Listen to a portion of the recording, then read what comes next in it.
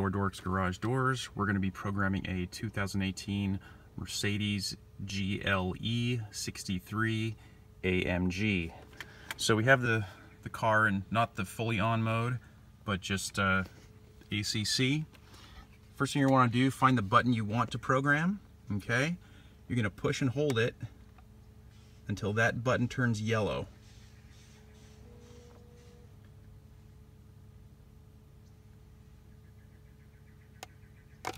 Then you release it. You take your remote control, it's the Marantec. You push and hold the remote control until it turns green. And that's it. Door's going up. Let's try it again just to make sure.